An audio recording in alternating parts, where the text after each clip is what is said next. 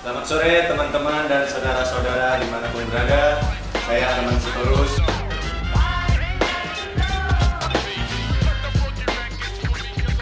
Ada Kak Sondang ya, Kak Sondang Tambu Bolon dari anggota Dewan DPR RI.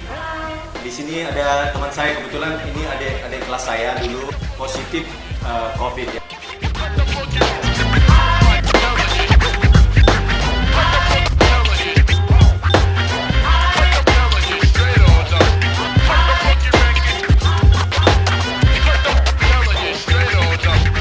Di sini ada Kak Sondang ya, Kak Sondang Tambu Bolon dari anggota Dewan DPR RI. Halo, apa kabar? Dan di sini ada teman saya, kebetulan ini adik kelas saya dulu. Ada ketemu gede ya? Ada kelas kak. Tapi kebetulan ya ini kebetulan ada kelas waktu SMA dan dia ini juga merupakan fans dulu salah ya? Salah. Kebetulan ada suka teman hal saya. deh ngopet begitu Namanya deh. dulu ada yang ngefans sama saya, katanya dia ya. Nah, aku lihat postingan dia sebulan yang lalu ya, kurang lebihnya bahwa dia ternyata positif COVID ya, positif COVID. Nah, dia ini adalah seorang tenaga medis kebetulan di Jakarta ini ya, di sebuah rumah sakit di Jakarta ini. Nah, kita mau sharing-sharing dulu sama kakak di sini, sama teman saya juga. Bagaimana sih mengenai COVID yang saat ini? Kebetulan teman saya juga, gimana sih? Coba sharing kepada kita awal kenanya itu gimana gitu. Kok bisa? Padahal kan kita tahu kalau tenaga medis biasanya udah lebih safety ya, udah lebih ketat, protokolnya juga udah lebih ketat. Tapi kenapa sih sampai bisa kena juga, positif juga? Boleh ceritakan ke kita? Oke baik. Halo teman-teman, salam sehat. Ya, saya Rosari Syalagan. Di sini kita akan mau sharing-sharing aja ya. Jadi tanggal 27 Juli itu aku demam, batuk, terus trombosit aku turun dan kondisi agak berat begitu sih. Jadi memang harus dibawa ke rumah sakit. Saat itu dilakukan rapid ternyata hasilnya negatif. Tapi dari saat itu sih kondisi aku memang diwajibkan harus diopname juga dengan di swab juga. Ternyata tanggal 30 Juli itu aku keluarnya positif COVID-19.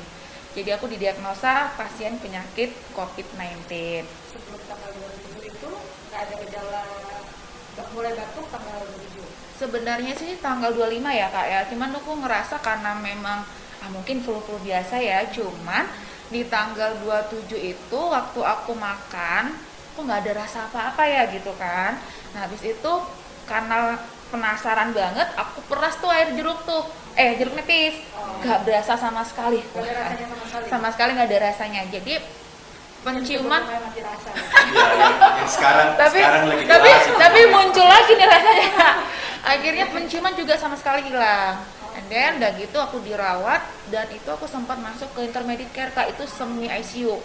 Jadi aku dimasukkan ke situ, dipantau dan kembali ke rawat inap yang ikutin proses pemulihan. Oh oke. Terus Gitu. boleh tahu nggak kalau misalnya pada waktu tanggal 27 sebelumnya itu emang ngurusin pasien COVID atau gimana? Sebenarnya dari Februari sih udah ada kontak sih kak. Memang kontaknya itu nggak terlalu seperti yang di Wisma Atlet yang memang khusus menangani COVID. Cuman kan setiap pasiennya datang ke rumah sakit itu kadang berbeda keluhan. Nah pada saat yang pasien yang kita pegang itu kita periksa, tetap kan ada yang namanya rapid test, swab test, dia positif gitu.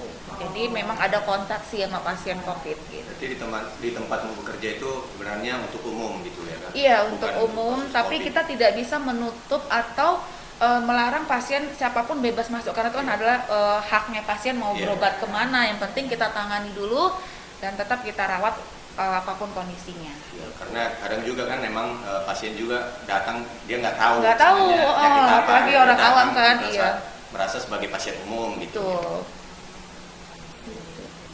Terus jadi selama dari tanggal 30, berarti tanggal masuk dirawat tanggal 30 ya? 27 sih kak. 27 30 swabnya keluar hasil swabnya keluar terus positif. positif.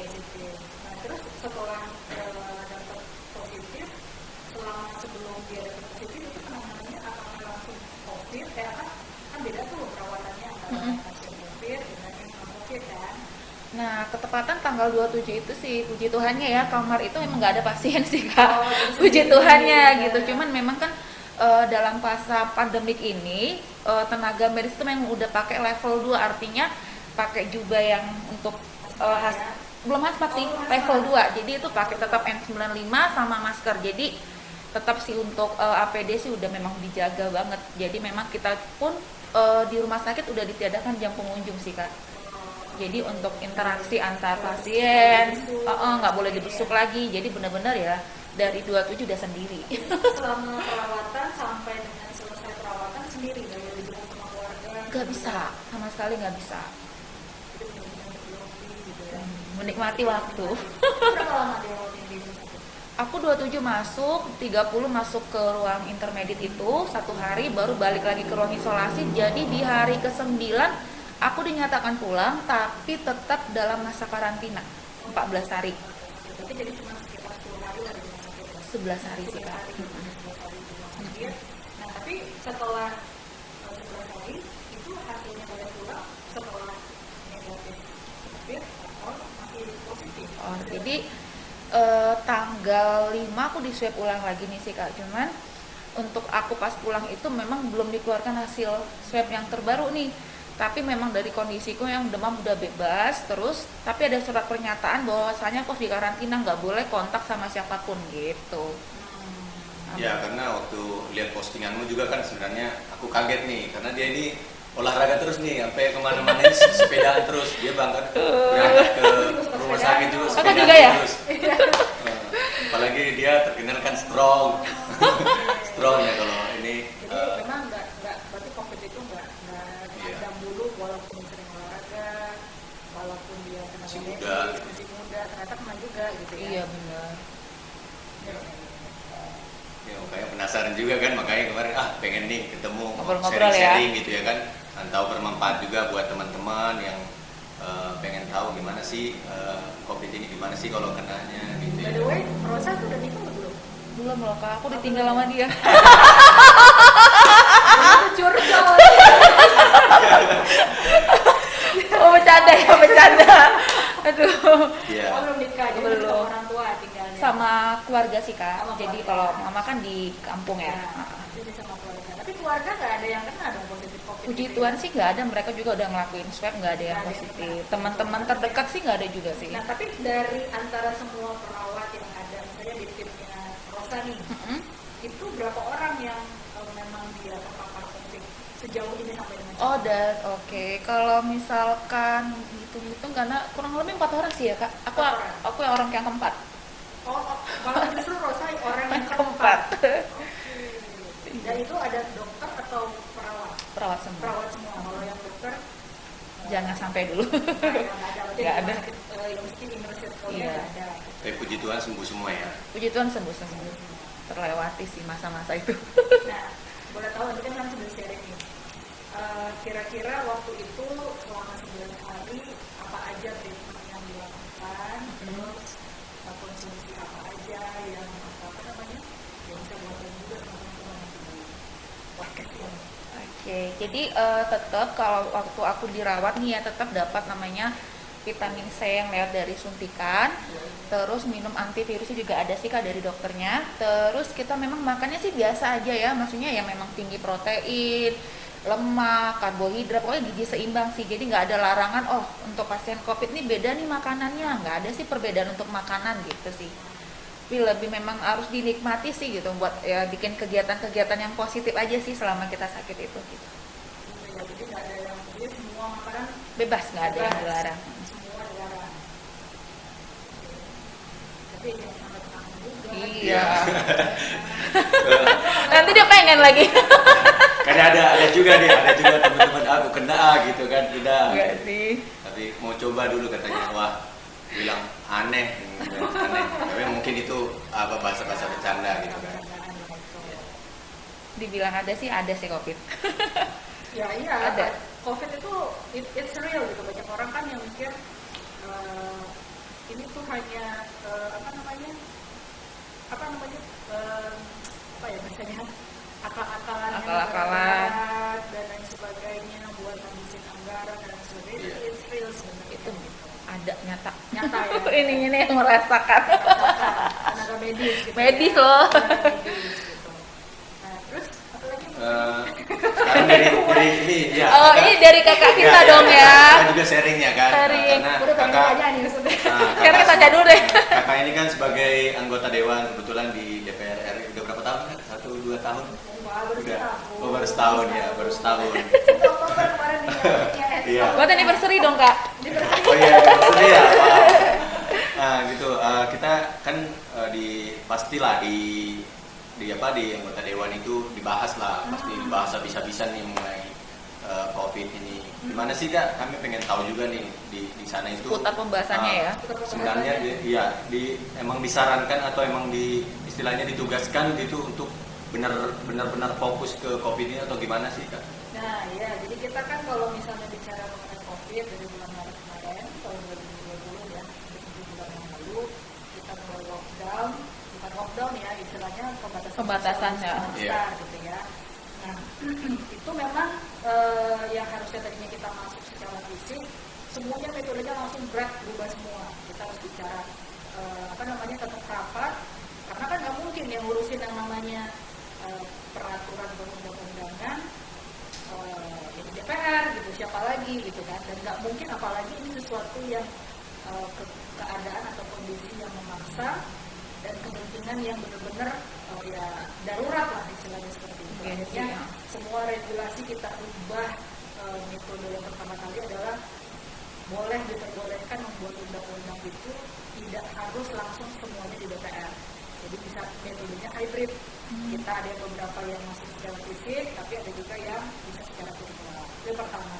Itu bagaimana sebenarnya itu nggak boleh kalau misalnya mau melakukan pembahasan undang-undang ya semua anggota DPR yang bertugas membidangi undang-undang tersebut yang harus ada di fisik.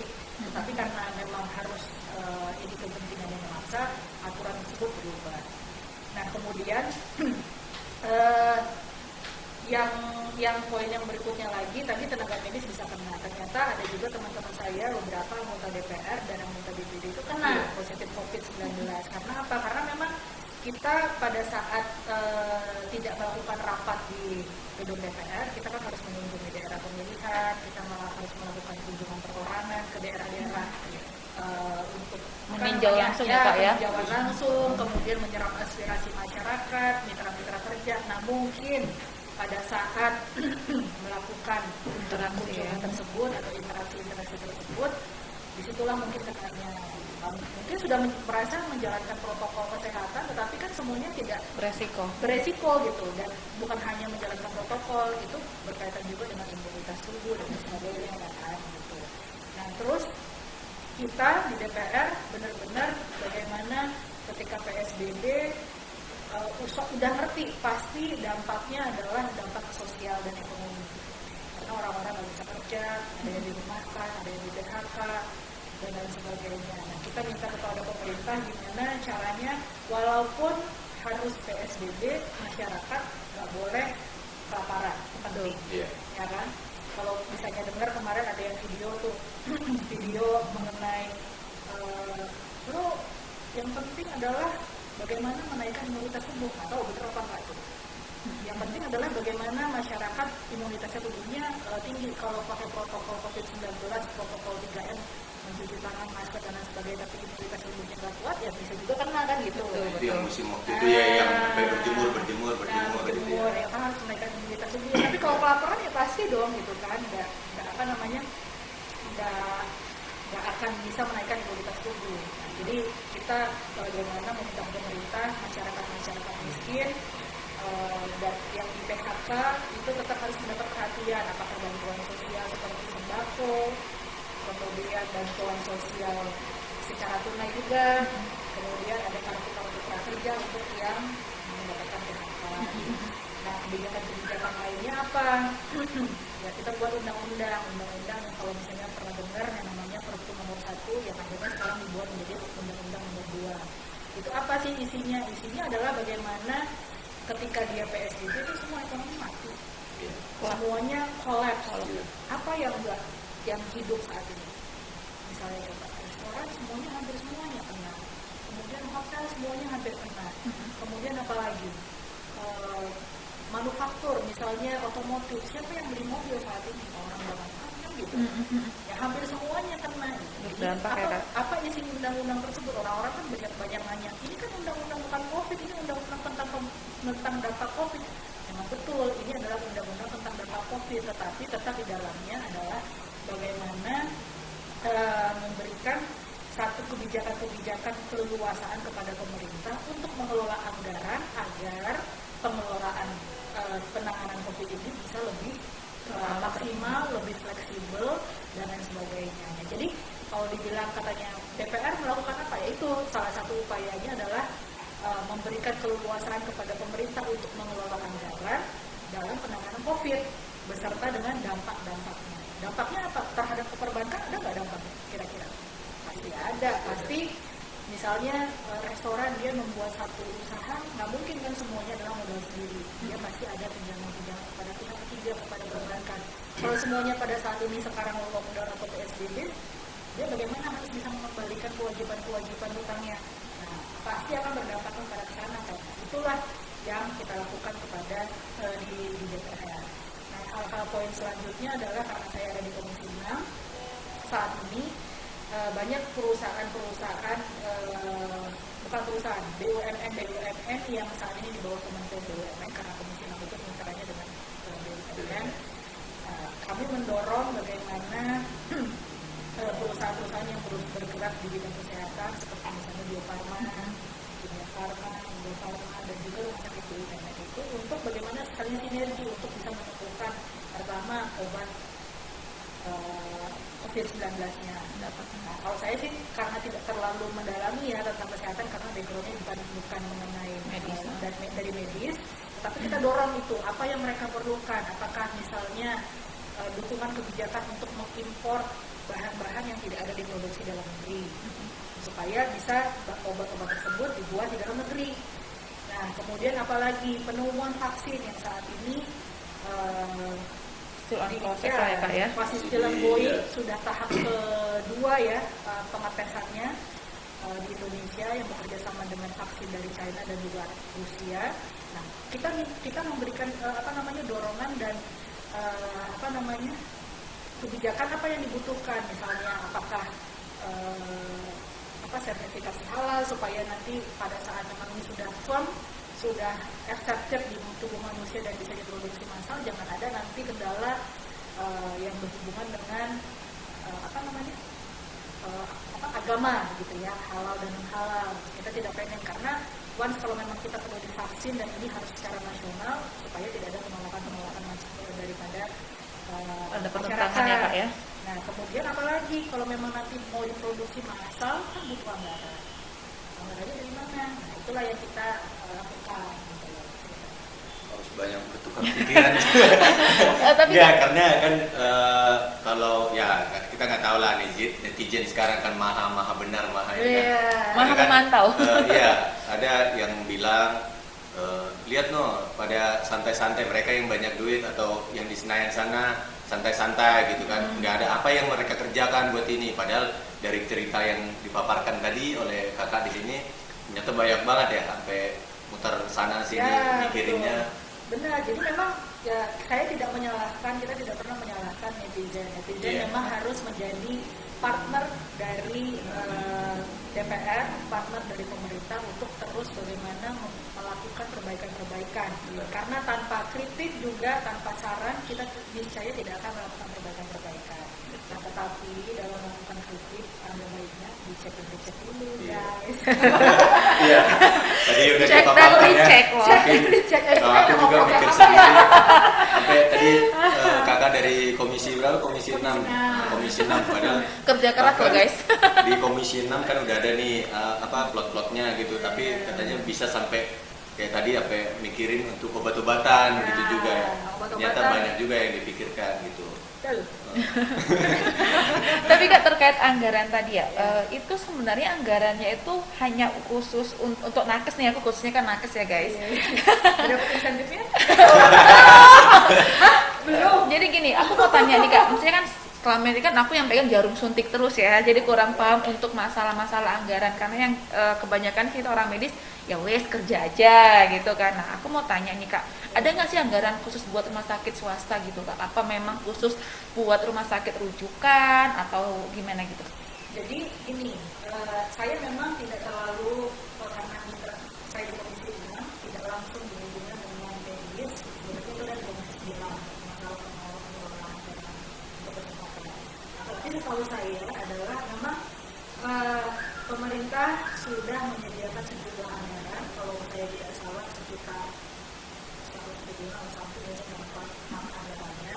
Nah itu ditujukan untuk bagaimana memperbaiki sistem Layanan ya? ya pelayanan rumah sakit baik rujukan maupun rujukan.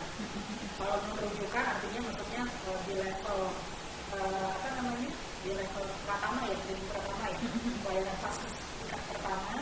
Nah itu bagaimana supaya pengelolaannya agar kalau memang dia tidak menjadi rujukan, dia harus langsung melempar kepada rumah sakit atau fasilitas kesehatan yang rujukan. Nah kemudian tadi sampai mana?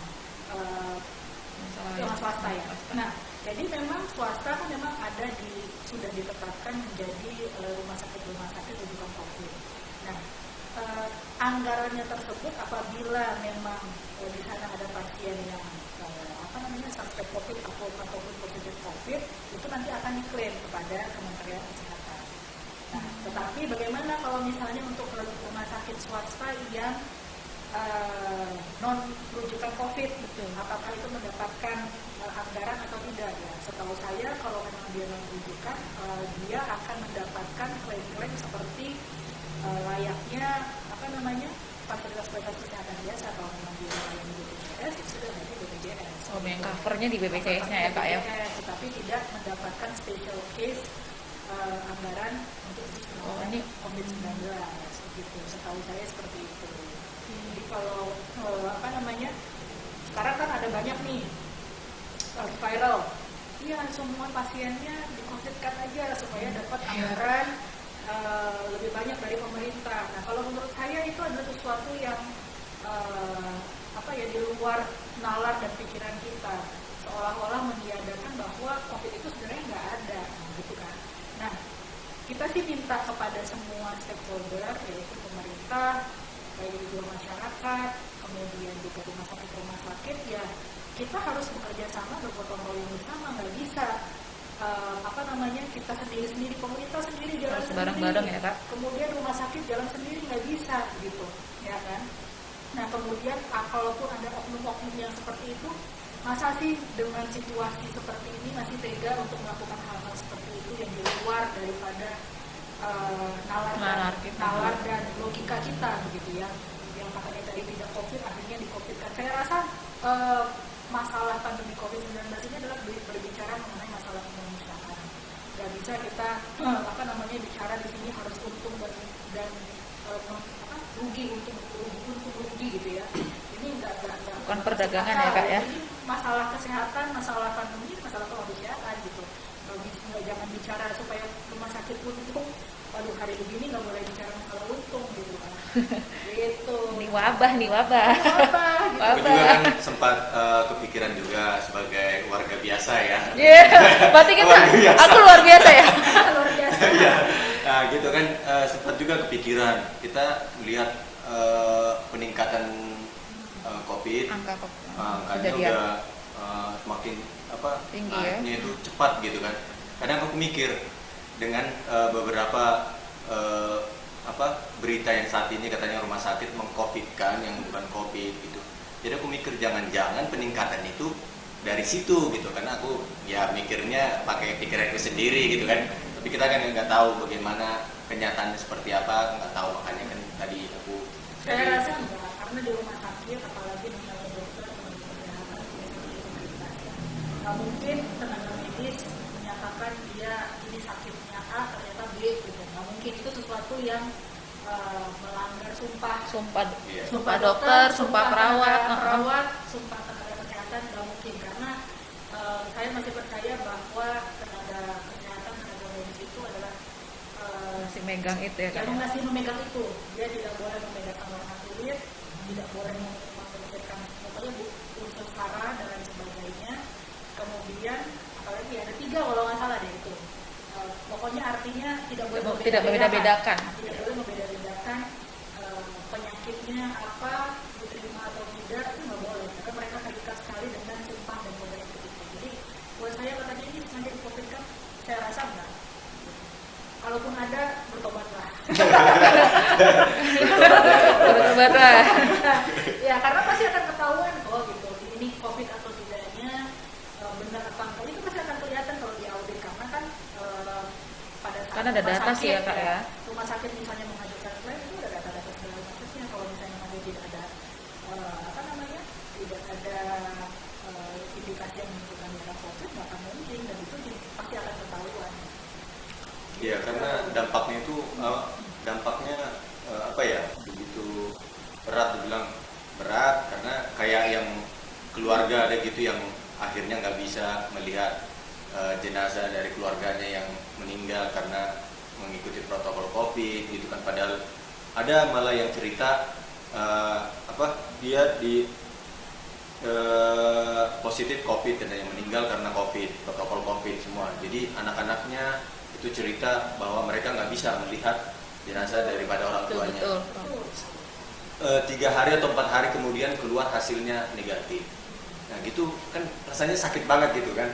Mending kalau menurutku tadinya mending sekali aja di udah hasilnya positif gitu kan. Jadi biar nggak sakit gitu kan. Karena kalau kita pikirkan itu rasanya jadi sakit banget ya kalau sampai kayak gini. Jadi ya kalau seperti yang kakak jelaskan tadi ya kayaknya sih enggak lah ya, enggak kesana. Semoga lah tidak karena dampaknya buruk banget kayaknya gitu. Ya seperti yang bilang tadi, bertobatlah kalau ada yang ke situ ya. Betul, bertobatlah kalau ada. Tapi saya yakin ya nggak sampai ke sana lah tenaga medis saya. Tapi yang paling penting adalah sebenarnya kita kan udah tersiksa. Sejujurnya saya tersiksa nih pakai masker ini dari tadi. Tersiksa nggak loh? Banget. Tersiksa kan? Makanya aku juga buka karena nggak bisa ngomong juga. Mau ngomong otomatis turunin juga nggak bisa. Tapi jadi gitu. kita nih korban yang pakai. Jaga jarak dulu.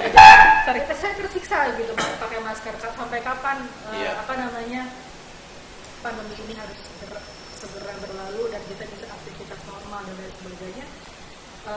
Banyak yang bilang ini tergantung kapan vaksinnya ditemukan, kapan vaksinnya diproduksi, kapan didistribusikan. Nah, kalau saya bilang adalah nggak bisa kita nunggu kapan vaksinnya.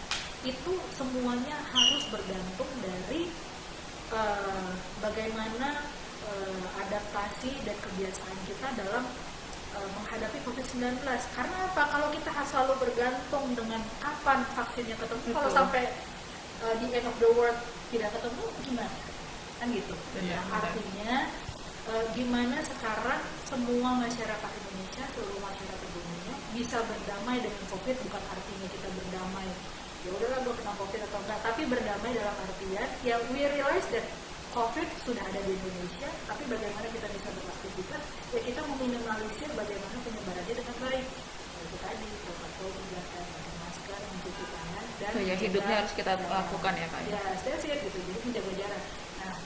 Nah, secara jujur, saya selalu nggak mau bilang ini salahnya masyarakat, tetapi memang kenyataannya adalah masyarakat Indonesia saat ini masih belum merasakan atau memiliki sense of crisis yang cukup dalam menghadapi pandemi COVID-19.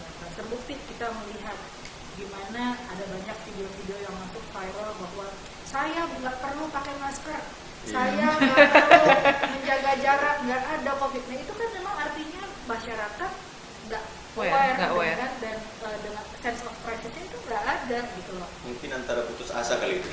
Mungkin bisa jadi itu, tapi kan akhirnya dia dengan yang putus asa itu jangan mempengaruhi atau memprovokasi yang lain gitu. Karena ya COVID-19 itu it's real gitu, ada gitu, nyata. Ya, nyata. Ini. Sebagai penyintas COVID sudah merasakan antara 11 hari di rumah sakit. Itu plus lagi di rumah Kak. Oh, iya, bertemu dengan dinding ya kan. Pakainya bajunya hazmat dan sebagainya gitu.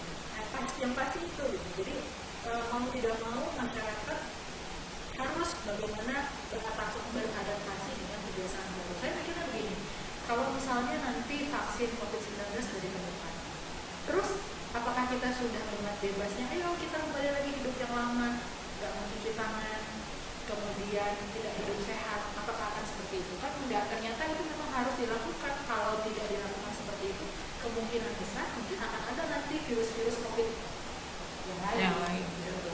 Nah, jadi ini memang harus menjadi satu gaya hidup. Warning. It's a Jadi must, style gitu. kita ya kak ya. It's a lifestyle gitu.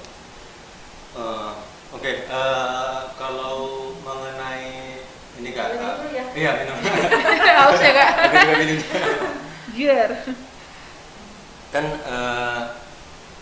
yang terbaru kan sebelumnya udah ada masa PSBB, terus akhirnya diperpanjang karena emang peningkatan tadi ya. Menurut kakak sendiri gimana mengenai yang PSBB sekarang, aturan-aturan yang diberlakukan sekarang gitu? Ya, nah, jadi ini memang menjadi pro dan kontra ya mengenai PSBB tahap kedua di Jakarta. Yeah. Karena memang tadinya kalau sudah semuanya pihak disiplin, kita juga tidak akan memasuki PSBB tahap kedua. Tetapi ini masuk tahap PSBB tahap kedua, saya yakin pemerintah punya perhitungan kenapa itu harus dilakukan. Pertimbangan. Iya. Terus terusnya. Nah, ini kalau lagi ini saya bilang kalau kita semua, saya nggak bilang masyarakat, kita semua nggak disiplin mengenai masalah 3M dan hidup yang baru ini, mungkin ada PSBB tahap 3 dan tahap ya seterusnya gitu. Nah, pemerintah memang juga harus tegas sih sebenarnya, saya bilang penerapan masalah-masalah sanksi, denda dan lain sebagainya, menurut saya itu masih belum terlalu tegas ya gitu ya, masih pandang Yeah. dulu. Misalnya dia lagi di mobil sendiri sama keluarga, tiba-tiba ditilang, itu kan pilih. Iya.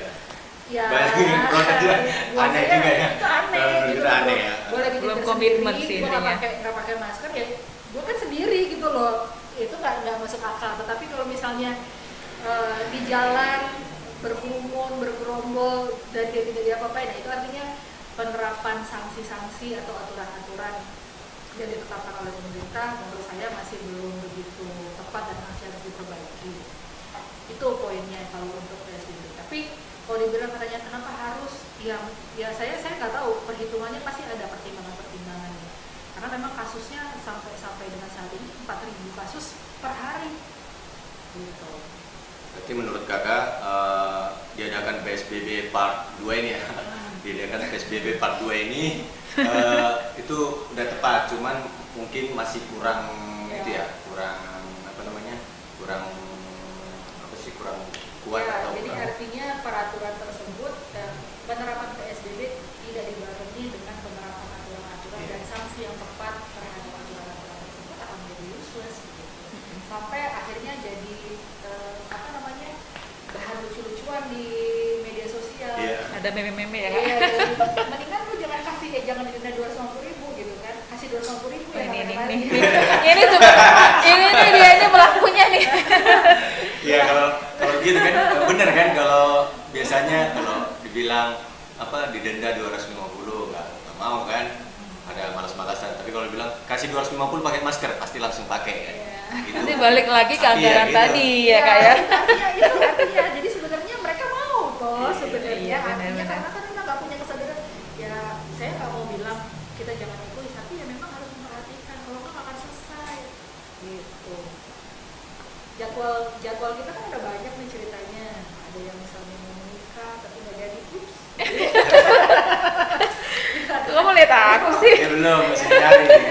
Ada yang udah berencana menikah, dia nggak jadi, tertunda. Terus kemudian ada yang sudah jadwal misalnya rencana bisnisnya, rencana kerjanya, akhirnya semuanya Tertunda ya kak ya. tertunda dan harus di reschedule dan harus di restrukturisasi, kan sayang gitu. Dan akhirnya akibatnya dampaknya kemana ya, semuanya gitu. Nah sekarang ya kalau kita mau ngobrol-ngobrol jadi panjang sih nanti ceritanya. Iya, soalnya gini aja kita udah lebih dari 30 menit. Nah, hujannya aja udah berhenti kayaknya karena lama hangat. Enggak karena kehangatan kita sih ya. Karena kehangatan kita. Dengar tuh pesannya tadi, menikahlah. Itu tadi pesannya menikahlah. Itu aja Bang Sekar, menikahlah. Udah relakan aja aku. Suka halu dia kak. Ya. Kalau dari Ocha sendiri tadi udah disampaikan mengenai PSBB di mana menurut kakak ini. Nah menurut Ocha dari tenaga medis di mana itu masih kurang ketatkah atau gimana tadi atau sama atau gimana coba? Kalau menurut aku sih dilakukan PSBB itu memang berdampak baik seharusnya ya kak ya. Cuman balik lagi nih ya harusnya memang harus totalitas ya. Jadi jangan nanggung-nanggung sih menurut aku.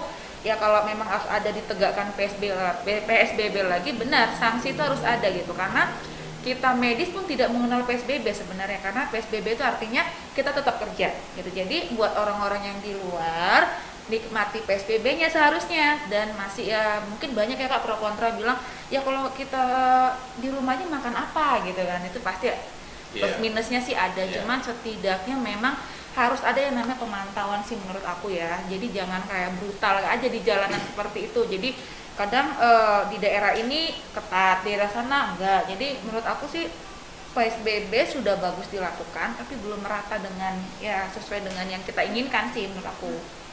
Ya karena dampak dari PSBB ini juga aku juga merasakan kebetulan di Biro Perjalanan Wisata kan. Nah, dampak dari PSBB sama Covid ini kan ke pariwisata kan. Ya jadi ada beberapa tempat nah seperti awal-awal dulu kan penerbangan kan di close semua ada yang harus swab. Jadi apalagi yang mau kita kerjakan gitu padahal kita bilangnya ya tiket sama tour Tiketing, gitu. ya? Jadi itu apalagi tour benar-benar mati. Kalau tiket kan masih ada perjalanan dinas atau apa masih. Tapi kalau tour itu benar-benar mati kunci. Total ya kak ya. Tuh, jadi dialihkan semua yang tour kita harus ngerjain ke tiket atau apa yang bisa kerjain lah gitu. Sampai mungkin ada beberapa itu dari travel agent padahal travel agent yang akhirnya jadi jual makanan, ada yang jualan helm gitu. Dampaknya itu ya gimana ya? Sangat mempengaruhi lah gitu di semua bidang kena sih gitu. Ya. Nah, apalagi kan sebenarnya kan tahun ini yang pariwisata lagi digalakkan ya kayak di Labuan Bajo, di Lombok itu Mandalika, di Toba lagi itu tapi semua terkendala karena Covid ini gitu. Benar. Nah jadi satu lagi juga saya juga mau pesan kalau teman-teman ada yang merasa bergejala COVID-19 kayak tadi ada batuk, tiba-tiba mati rasa, terus apa mati rasa Mati maksudnya? Ini udah mati rasa kan. mati rasa Mati rasa ya maksudnya tidak bisa mencium rasa dengan baik, berdemam dan lain sebagainya, jangan takut untuk melakukan Pemeriksaan. Kalaupun hasilnya negatif, puji Tuhan, syukur alhamdulillah. Kalaupun hasilnya positif, jangan malu gitu loh untuk memberitahukan kepada khalayak umum. Kenapa saya bilang nggak boleh dirahasiakan? Karena rekan-rekan atau inner circle-nya nanti bisa mengecek apa terakhir berinteraksi dengan yang Kontak, positif dan bisa di tracing supaya tidak menjadi membawa penyebaran baru. Betul. Gitu. Nah seringkali kan ini, gue nggak mau kasih tahu gue malu bilang gue kena apa kata dunia gitu kan. Padahal sebenarnya itu salah gitu loh. Harusnya ketika memang saya COVID-19 harus kasih tahu kemarin gue ketemu si Anu, gue ketemu si ini, gue ketemu ini, lu harus kasih tahu bos gue kena COVID-19, lu cepet-cepet periksa. Harusnya kayak gitu. Jadi jangan malu dan juga lakukan tracing itu yang paling penting gitu ya. Jadi nggak hanya kita kasih tahu, kita tracing, jangan sampai nanti orang-orang yang seminggu terakhir atau 2 minggu terakhir berinteraksi dengan kita membawa kemana-mana gitu ininya. Karena banyak ini anak-anak muda itu terutama ya, saya kan dapat laporannya juga di DPR, itu banyak sekali yang OTG banget. Terutama ya OTG lah, jadi maksudnya begitu di swab dia positif sehat, dia sehat gitu, nggak ada batuk, nggak mati rasa, nggak demam, nggak flu, tapi dia COVID gitu loh. Nah itu yang artinya kalau kita berinteraksi dengan ini ya itu bisa jadi penyebaran dan itu yang paling bahaya. Karena mungkin gini kak, dibilang mau menutup-nutupi mungkin enggak juga, cuman ya ini dampak dari sosial juga sih, karena ada masih periksa nih karena dibilang kan periksa, kadang kayak masih demam doang dia udah orang udah pada menjauh, apalagi sempat dibilang dia lagi tes, nah ini langsung dijauhin ini. Jadi kadang tutupin lah biar nggak heboh kan kayak gitu. Tapi ternyata salah juga kan. Jadi tuh kalau dibilang kayak buah si malakama, dia kalau nutupin salah, buka juga salah, dijauhin gitu. Karena ada juga yang teman yang ku tahu akhirnya dia emang dilihat reaktif kan, reaktif. Akhirnya dia diam tuh, bilangnya alasannya ini segala macam, lagi mana lu? Ini ada alasan ini tuh gitu. Padahal dia lagi emang ada untuk hasil keluar swab itu kan ada 4 hari ya, 3 atau 4 hari kan. Nah, Maksimal selama seminggu 3 hari 4 hari itu udah dia kayak menghilang dulu gitu. Iya. Jadi menutupi. Ya, tapi sebenarnya itu harus diumumkan. Jadi Iya. wajar kalau misalnya ketika misalnya kita tahu dia lagi melakukan swab, terus kita menjauh. Jadi memang harus begitu. Lebih baik kita mencegah daripada nanti justru Mengobati. Hindari dulu. Jadi jangan juga teman-teman yang merasa kok gue dijauhin, ya memang mau nggak mau gitu kan harus diisolasi dulu, karena kalau misalnya kita berinteraksi ya kan ada bosku. tapi mungkin caranya ya, Iya. maksudnya Jadi ini dibutuhkan pemahaman lah. Tapi ini udah hampir sejam kita ya, udah hampir sejam. Mungkin Mungkin dingin bosku. iya. tapi mungkin ada mau pesan-pesan gitu Iya. yang Ya, nanti lagi dilanjutkan.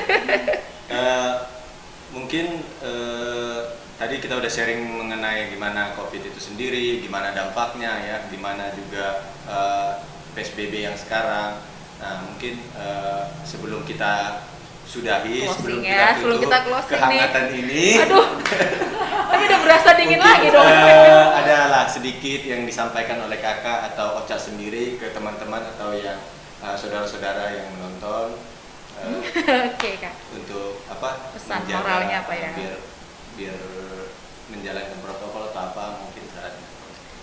Oke, kalau aku sih mengatakan COVID ini bukan aib sih, jatuhnya bukan aib. Iya. Jadi kalau kita udah kena, kita harus jujur, kita harus ceritakan ke siapa aja, karena ini bukan hal yang harus kita tutupi. Ini adalah pandemik, ini wabah, dan semua ini bukan hanya masalah negara kita aja ya kak ya. Ini sudah mendunia banget. Jadi pesan aku, COVID ini masih ada di sekitar kita, sayangi keluarga kita, sayangi diri kita, sayangi lingkungan kita. Ya aku yakin sih dengan kita banyak memiliki gaya hidup, ya contohnya kita itu harus banyak makan makanan yang bergizi juga. Terus kita hindari stres, artinya kita nggak usah menggerutu karena sudah ada di hadapan kita, gimana kita menyikapinya. Istirahat yang cukup, minimal 6-7 jam, tetap berolahraga, terus protokol kesehatan, masker harus, cuci tangan, sama kita physical distancing, jaga jarak. Itu sih kalau dari medis, dan aku juga medis yang kena positif COVID-19. Jadi bagi aku ini bukan akhir segalanya, tapi ini jadi buat kita memang, oh ini masalah baru buat kita semua yang memang kita harus kerjakan sama-sama, bukan interpersonal gitu sih kak menurut aku ya. Kalau dari kakak sendiri gimana nih? Sayangilah diri sendiri, sayangilah Keluarga, sayanglah lingkungan. sayangi aku. Ya, kenapa kalau masalah saya itu melihatnya ke aku gitu? Gak mungkin ke kak Udah, jujur Sondang aja, dong. jujur. Gak mungkin ke kak Sondang dong, ngeri loh. Selama ini kan masih kau tutupin deh depan umum ya. Oke. Nah, pesan-pesannya, sebenarnya pesan-pesannya pasti mungkin semuanya udah tahu. Kita tidak bisa mengandalkan yang tadi saya bilang vaksin dan lain sebagainya. Yang pasti adalah bagaimana kita semua sebagai manusia bisa cepat beradaptasi dengan situasi seperti ini COVID-19. Ternyata memang kebersihan, menjaga kebersihan diri, menjaga kebersihan lingkungan, menjaga kesehatan diri itu bukan karena hanya COVID-19. Dari Tetap, dulunya. dari dulu memang harus seperti itu, tetapi mungkin saat ini lebih diingatkan kembali dengan adanya pandemi COVID-19. Oh, nggak boleh sembarangan. Nah, yang pasti adalah bagaimana pemerintah dan DPR saat ini mengkampanyekan 3M, memakai masker, mencuci tangan, dan menjaga jarak. Kalau salah benar nggak sih? Dengan 3M ya, 3M itu. Dan itu tidak bisa dikerjakan sendiri oleh pemerintah dan DPR. Itu harus membutuhkan kesadaran diri masing-masing dari semua pihak, dan kita pasti bisa melakukannya bersama-sama. Jangan lupa sayangi diri sendiri, sayangi keluarga, sayangi lingkungan, dan sayangi mantan. Salah ya?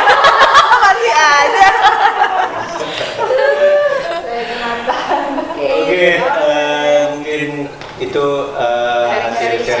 kita sore ini. Semoga ya hasil sharingnya bermanfaat. Amin. Buat teman-teman juga, buat kita juga ya, buat kita juga. Semoga ini bermanfaat. Tadi udah ada beberapa hal yang penting yang sangat bermanfaat bila kita dengarkan dan kita jalankan juga gitu. Kita bantu pemerintah, kita bantu tenaga medis, tenaga kesehatan yang berjuang ya, berjuang, dia selalu berjuang tapi ya gitu. Ya, kita bantu, kita saling bantu lah karena emang harus dari semua pihak. Tidak ada di sini tadi juga disampaikan, tidak ada yang di sini yang kuat, tidak ada yang yang kebal gitu, kebal. Kita lihat sendiri Ibrahimovic kan, Ibrahimovic yang kuat aja dia kena positif. Ram, makanya aku harusnya ketemu besok membatalkan gitu. Udah makin halu ya kak ya.